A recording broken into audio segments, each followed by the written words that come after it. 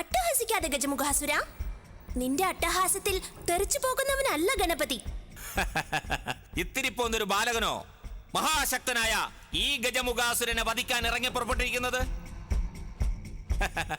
അമ്മയുടെ മുലപ്പാലിന്റെ ഗന്ധം പോലും മാറിയിട്ടില്ലാത്ത ഹേ ശിശുവേ, നിന്റെ കുലത്തിൽ പ്രായപൂർത്തിയായവരും തണ്ടും തടിയുമുള്ളവരുമായ മറ്റാരും തന്നെയില്ലേ എന്നോട് ഏറ്റെതിർക്കാൻ?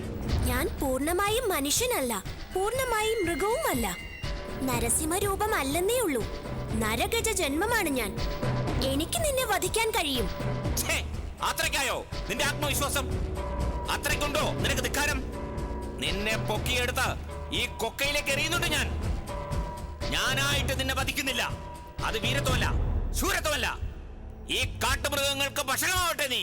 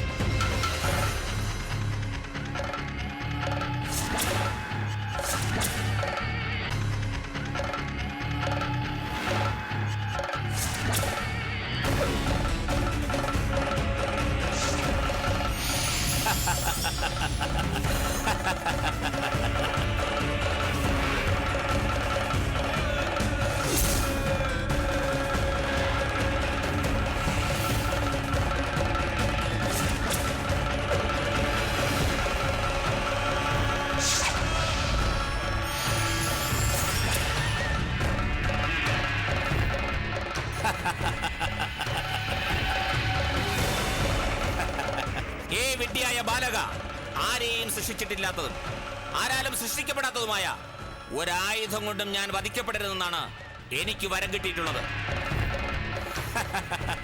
നീ സൃഷ്ടിച്ച ആയുധത്തിനും അസ്ത്രത്തിനുമൊന്നും എന്നെ വധിക്കാൻ കഴിയില്ല. പോയി അമ്മയുടെ മുലപ്പാൽ കുടിച്ച് ക്ഷീണം തീർക്കൂ. താരാട്ട് കേട്ട് ഉറങ്ങാൻ നോക്ക്.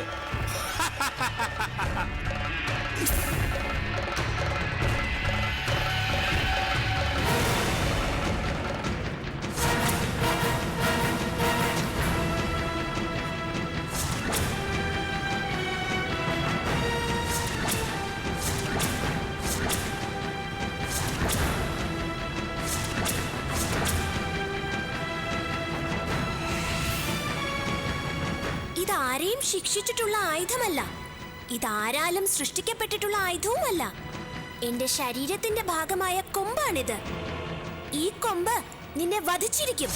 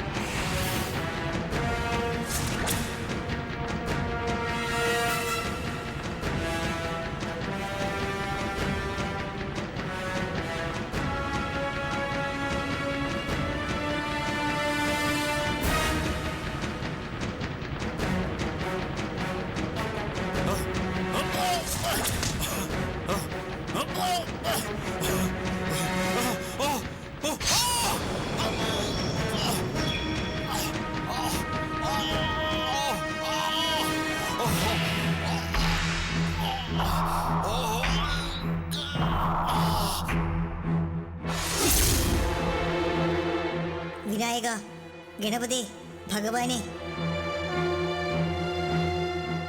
അവിടുത്തെ പാദസ്പർശമേറ്റ അടിയൻ അവിടുത്തെ ദാസനായി മാറിയിരിക്കുന്നു.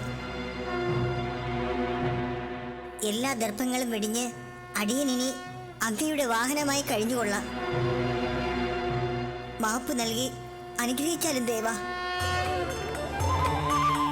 നിന്റെ സർവ്വ അപരാധങ്ങളും പുറത്ത് നാം നിനക്ക് മാപ്പ് തന്നിരിക്കുന്നു.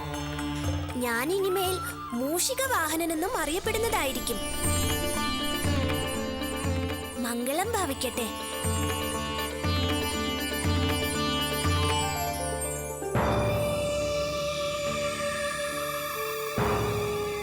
മഹാരാജൻ എന്താണ് ആലോചിക്കുന്നത്? വേട്ടയാടാൻ നമുക്കൊരു താല്പര്യവും തോന്നുന്നില്ല മന്ത്രി. അതിന് നമ്മൾ വനത്തിൽ ഇതുവരെ എത്തിയിട്ടില്ലല്ലോ. പെട്ടെന്ന് എന്താണ് തിരുമനസിന് അങ്ങനെ ഒരു ചിന്ത തോന്നാൻ കാരണം? അങ്ങ് നായാട്ടിൽ വളരെ തൽപരനാണല്ലോ. അസ്ത്രപ്രയോഗത്തിലും ശസ്ത്രപ്രയോഗത്തിലും ബഹുവിരുദ്ധനുമാണ്. പ്രജകളുടെ ക്ഷേമം മുൻനിർത്തി സത്യധർമ്മത്തിൽ അധിഷ്ഠിതമായ മാതൃകാ ഭരണം നടപ്പാക്കുന്നവനാണ് ഭഗീരഥ മഹാരാജാവെന്ന് ശത്രുക്കൾ പോലും സമ്മതിക്കുന്നു. സൂര്യവംശത്തിന് അഭിമാനമാണ് അങ്ങ്. ഒക്കെയും സമ്മതിക്കുന്നു. പക്ഷേ നമ്മുടെ മനസ്സിൽ ഇപ്പോൾ ആധ്യാത്മിക ചിന്തകളാണ് മന്ത്രി. നമ്മുടെ ഗുരുവും മഹായോഗിയുമായ ത്രിതുലൻ നൽകിയ ഉപദേശങ്ങളാണ് നാം ഓർക്കുന്നത്. സംസാര ദുഃഖം മാറിക്കിട്ടാൻ എന്ത് മാർഗമാണ് സ്വീകരിക്കേണ്ടതെന്ന് നാം ഗുരുവിനോട് ആരായുകയുണ്ടായി.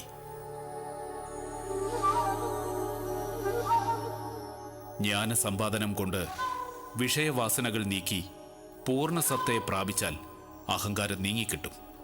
സംസാരയന്ത്ര പഞ്ചരമായ ലജ്ജാഭിമാനാദികൾ നശിച്ച് ആത്മമാത്രശേഷനായി ഭവിക്കണം. എങ്കിൽ മാത്രമേ അഹങ്കാര നിവൃത്തി ഉണ്ടാവുകയുള്ളൂ. ആ പഞ്ചരത്തെ നശിപ്പിച്ച് നിശ്ചലനായി അഹങ്കാരം അകന്നിരിക്കും. നിരഹങ്കാരാവസ്ഥ, അത് പരമപദ പ്രാപ്തിയാണ് മന്ത്രി. സകല സമ്പത്തുകളും ശത്രുക്കൾക്ക് ദാനം ചെയ്യണം. എന്നിട്ട് അഹങ്കാരവും ഭേദഭാവനയുമില്ലാതെ ശത്രുക്കളോട് നടന്ന് ഭിക്ഷയാചിക്കണം. ഗുരുവായ ത്രിതുലിനെ തന്നെ ഉപേക്ഷിച്ചു കഴിഞ്ഞാൽ സർവോത്കൃഷ്ടമായി ഭവിക്കുമെന്ന് ഗുരു നമ്മെ ഉപദേശിച്ചിരിക്കുകയാണ് മന്ത്രി.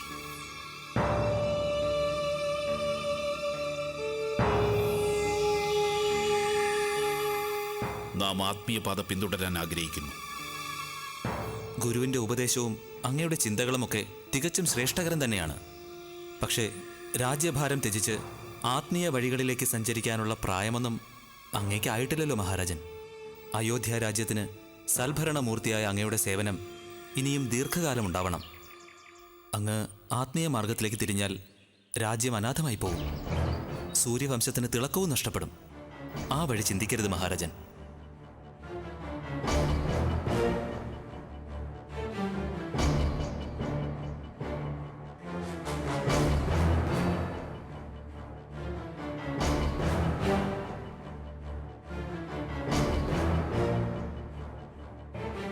അരുത് മഹാരാജൻ, നമുക്ക് പോകേണ്ടത് ഈ വഴിക്ക് തന്നെയാണ്. കാട്ടുമൃഗങ്ങൾ വന്ന് കാർഷിക വിളകൾ നശിപ്പിക്കുന്നുവെന്ന് കർഷകർ ആവലാതി ബോധിപ്പിച്ചതിനെ തുടർന്നാണല്ലോ നമ്മൾ വേട്ടയാടാൻ പുറപ്പെട്ടത്. ഈ വഴിക്കാണ് പോകേണ്ടത്. ആ വഴിക്കുള്ള വനമേഖല വളരെ അപകടം പിടിച്ചതാണ് മഹാരാജൻ. നാം ഒരു വഴിക്ക് പോകാൻ തീരുമാനിച്ചാൽ ആ വഴിക്ക് തന്നെ പോയിരിക്കും. ഹിംസ്ര മൃഗങ്ങളെ വേട്ടയാടി പാരമ്പര്യമുള്ള നമുക്ക് ഒരപകട മേഖലയും ഭയം ജനിപ്പിക്കുന്നില്ല. നാം ഈ വഴിക്ക് തന്നെ പോയിരിക്കും. ആരും നമ്മെ അനുഗമിക്കരുത്.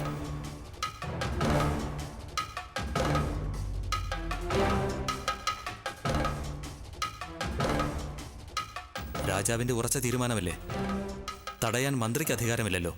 എന്നാലും മഹാരാജൻ ഒറ്റയ്ക്ക് ഭയമാകുന്നു. രാജകൽപ്പനയല്ലേ, അതനുസരിച്ചല്ലേ പറ്റൂ.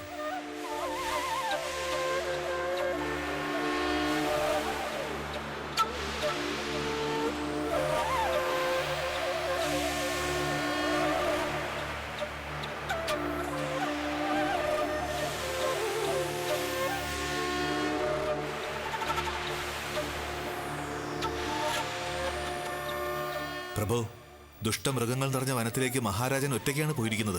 അതും ആയുധമൊന്നും ഇല്ലാതെ. നമ്മളിവിടെ നിന്നാൽ ആരും അനുഗമിക്കരുതെന്നല്ലേ കൽപ്പന. ആ വഴി പോയാൽ രാജാവിന് മൃഗങ്ങളിൽ നിന്നും ഉപദ്രവമൊന്നും ഉണ്ടാകാൻ പോകുന്നില്ല. പക്ഷേ രാജാവിൻ്റെ ഇനിയുള്ള ജീവിതഗതി മാറിയേക്കാം. എന്തായാലും മന്ത്രി അദ്ദേഹം രാജാവിനെ പിന്തുടരണമെന്നാണ് അടിയന്റെ അഭിപ്രായം. ശരി, നാം പോയി രാജാവിനെ കൂട്ടിക്കൊണ്ടുവരാൻ നോക്കാം. നിങ്ങളിവിടെ നിൽക്കിൻ. കൽപ്പന പോലെ.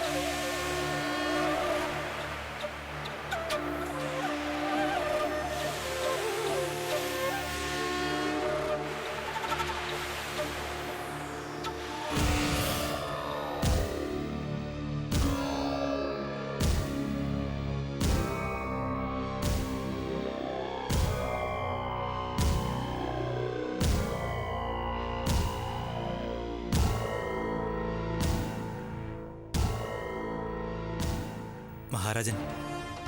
മന്ത്രി, വിശാലമായ ഈ ചുടലപ്പറമ്പിൽ ചാരം കുന്നുകൂടി കിടക്കുന്നു.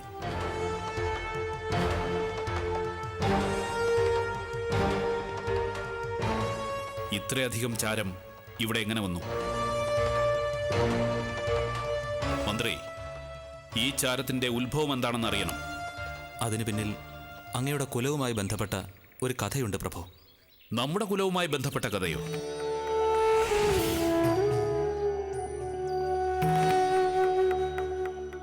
പറയൂ, അതെന്ത് കഥയാണ്? കേൾക്കട്ടെ. അങ്ങയുടെ പൂർവ്വപിതാവായ അന്തരിച്ച സഗര മഹാരാജന്റെ കഥയാണ്. സഗര മഹാരാജന് കേശിനി എന്നും സുമതി എന്നും പേരായ 2 ഭാര്യമാരുണ്ടായിരുന്നു. കേശിനിക്ക് അസഞ്ചസ് എന്ന പേരായ ഒരു പുത്രനും സുമതിക്ക് 60,000 പുത്രന്മാരും ജനിച്ചു. പുത്രന്മാർക്കെല്ലാം പ്രായപൂർത്തിയായി. അക്കാലത്തൊരിക്കൽ സഗര മഹാരാജാവ് സിന്ധു ഗംഗാ സമതലത്തിൽ ഒരു അശ്വമേധ യാഗം നടത്തി. അവിടെ വെച്ച് ദേവേന്ദ്രൻ യാഗാശ്വത്തെ മോഷ്ടിച്ചുകൊണ്ടുപോയി.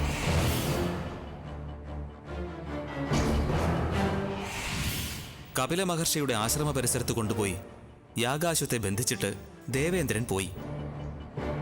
സുമതിയുടെ മക്കളായ 60,000 പേരും യാഗാശ്വത്തെ അന്വേഷിച്ച് പല സ്ഥലത്തും അലഞ്ഞു. ഒടുവിൽ കപില മഹർഷിയുടെ ആശ്രമ പരിസരത്ത് അവർ യാഗാശ്വത്തെ കാണുകയും ഉച്ചത്തിൽ ആർപ്പ് വിളിക്കുകയും ചെയ്തു. എന്നിട്ട് ആർപ്പ് വിളി കേട്ട് കപില മഹർഷിയുടെ തപസ്സിന് ഭംഗം വന്നു. കോപിഷ്ഠനായ കപിലൻ നേത്രാഗ്നി കൊണ്ട് 60,000 പേരെയും ദഹിപ്പിച്ച് ഭസ്മമാക്കി കളഞ്ഞു.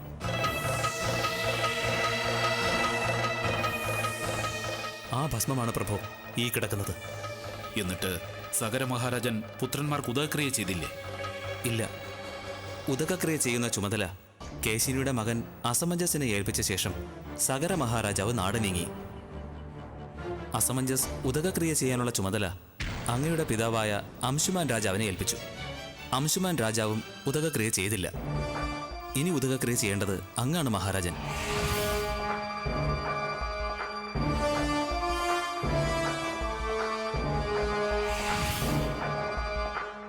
ഈ കഥ അറിഞ്ഞു വച്ചിട്ടാണോ ഈ വഴിയെ വരുന്നതിൽ നിന്നും മന്ത്രി നമ്മെ പിന്തിരിപ്പിച്ചത്? നമ്മുടെ പൂർവികർക്ക് വിധിപ്രകാരം ചെയ്യേണ്ട ഉദയക്രിയ ചെയ്ത് പാപഭാരത്തിൽ നിന്നും നാം മോചിതനാകരുതെന്ന് കരുതിയാണോ മന്ത്രി നമ്മെ പിന്തിരിപ്പിച്ചത്? ക്ഷമിക്കണം പ്രഭു. അങ്ങ് ആധ്യാത്മിക വഴിക്ക് തിരിയുന്നു എന്ന് കേട്ടപ്പോൾ തന്നെ അടിയൻ ആധിയായി. ഇനി ഉദകക്രിയാ കർമ്മം കൂടി ഏറ്റെടുത്താൽ അയോധ്യ രാജ്യത്തിന് പ്രഗത്ഭനായ ഒരു ഭരണാധികാരിയെ നഷ്ടമാകും. അതൊഴിവാക്കാൻ ഒഴിവാക്കുന്നില്ല മന്ത്രി.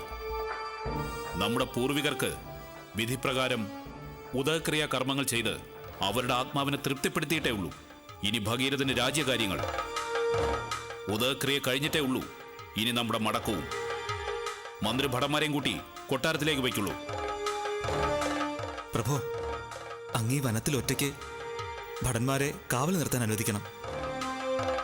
വേണ്ട, നാം തപസ് അനുഷ്ഠിക്കാൻ പോവുകയാണ്. ഒരു ഭടന്റെ തുണ പോലും നമ്മുടെ ഏകാഗ്രതയ്ക്ക് ഭംഗം വരുത്തും. ആരും കാവൽ നിൽക്കണ്ട.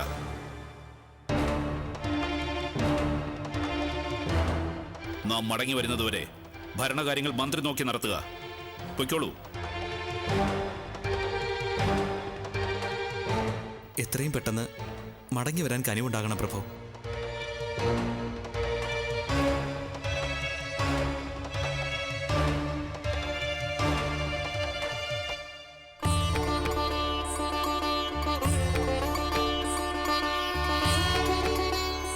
പൂർവിക ശ്രേഷ്ഠരെ, ഉദയക്രിയ ചെയ്യാൻ വൈകിയതിൽ ഈ ഉള്ളവന് മാപ്പ് നൽകണം. ആചാരവിധിപ്രകാരം തന്നെ കർമ്മങ്ങൾ ചെയ്തുകൊള്ളാം. തൃപ്തിപ്പെടുമാറാകണം.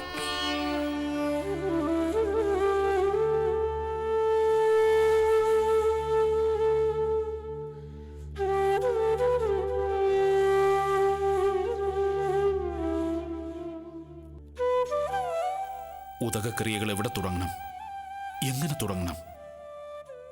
ഒരു നിശ്ചയവുമില്ലല്ലോ ഈശ്വരന്മാരെ.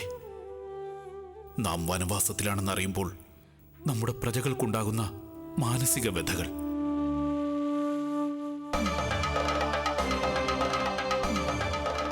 പാടില്ല. രാജ്യഭാരം, പ്രജകൾ, യോഗക്ഷേമം ഒന്നും ഓർക്കാൻ പാടില്ല. ചിന്തകളൊക്കെ ഉദകക്രിയാ കർമ്മങ്ങളെക്കുറിച്ച് മാത്രം.